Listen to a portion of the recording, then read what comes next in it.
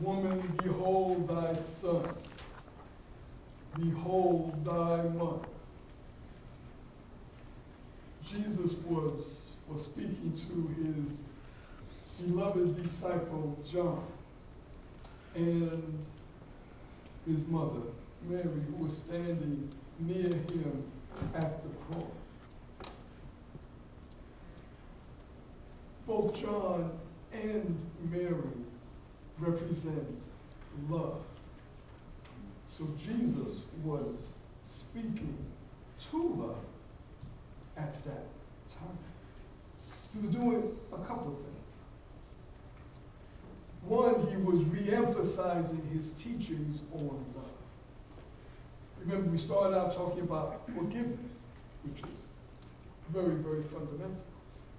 And from the cross, and his teaching from the cross was such that this was the last time that we would hear him in the flesh. So everything he said was significant and had a meaning and was for a reason and a purpose. Everything. So right here he is re-emphasizing his teachings on love. And earlier in his ministry, Jesus commanded us to do what? To love God with all our heart, all our soul, all our mind, and all our strength. And also to love our neighbor as ourselves. So right here he is going back to that idea, that concept of love. And when we talk about love, when he talks about love, it's not just mouthing the words, if you will, but it is truly generating the feeling within you for your fellow man, fellow person, if you will. Even if they are a little bit different than you, even if they don't live in a house as big as yours, or even if they don't speak the same language that you do, or even if they speak with an accent, or even if their lifestyle is different, or even if their income level is different than yours, Jesus is telling us from the cross that we are to indeed express love towards everyone else. And he said, if you love me, you will keep my commandments. You will follow my teachings. The other thing that he was doing was he was discharging his earthly responsibilities. He was saying to his beloved disciple John that he wanted him to take care of Mary, his mother. And tradition tells us that Jesus' mother lived with John, and John took care of her for the rest of her days, for the rest of her life.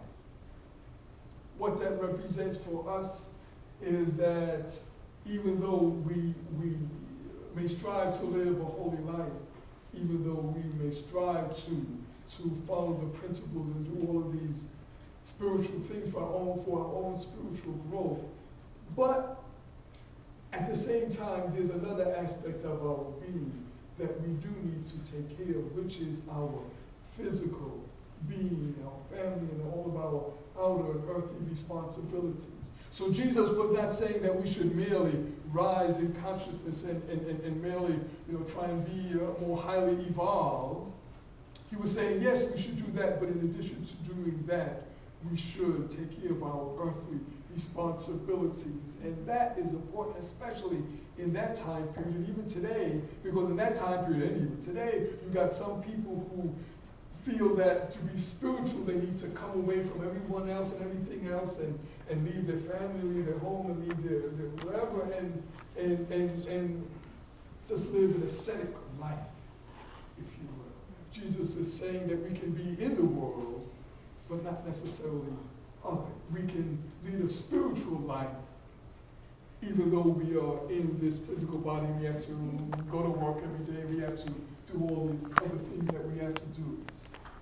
I remember my teacher, the Reverend Dr. John Coleman, telling us more than once that even though we are striving to lead a spiritual life and become more spiritually enlightened, that doesn't mean that we cannot experience and have a lot of material goods.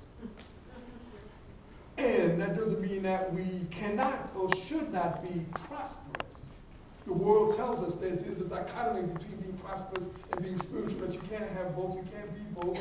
And people that are wealthy, they're not spiritual. People that are spiritual are not wealthy. Well,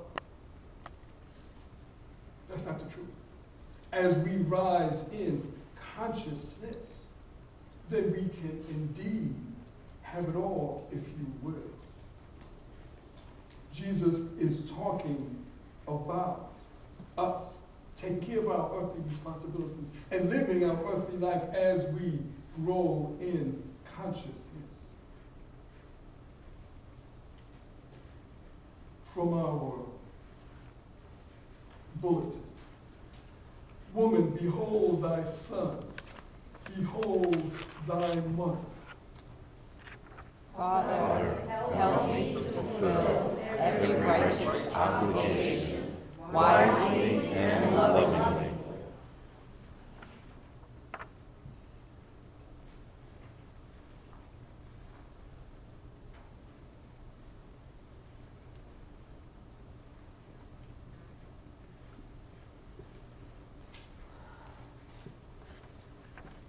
So it is.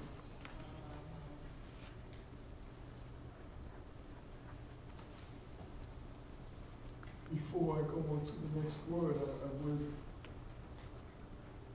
recommend that you take this with you and that you go over this again after tonight and repeat some of these affirmations in your own quiet time and meditate upon some of them and meditate upon what it means to you and how you can use each one or one or two in particular in your own life, world, and affairs, because fundamentally we are talking about personal and individual application of these teachings.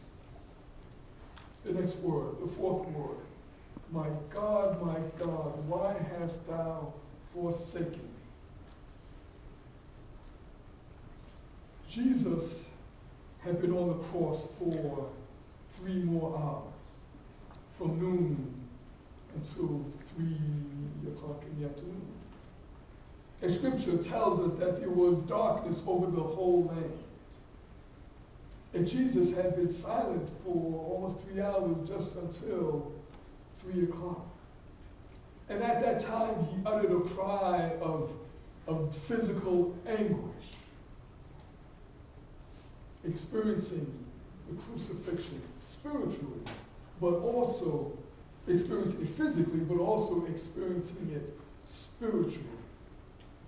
Spiritually, that crucifixion represents an erasing of sense, thought, and feeling. It represents a transition that is necessary for us to go through so that we can indeed live the type of life that we would like to live, that God planned for us to live, and so that we can live that kingdom type of life. And during this time that we are going through our own spiritual crucifixion, we may feel that God has forsaken us. We may feel that we are all alone in the world. We may feel that we have nothing to fall back on. Well, when we go through these times, we should remember that even Jesus experienced the same thought, the same feeling, but only momentarily, because Jesus realized and Jesus knew that the challenge is to persevere until the demonstration is made. The lesson is to not give up. The lesson is to continue towards the light, walking towards the light, even though there may seem to be opposition and there may seem to be challenges and obstacles, and it may seem as if, well, everything is against you.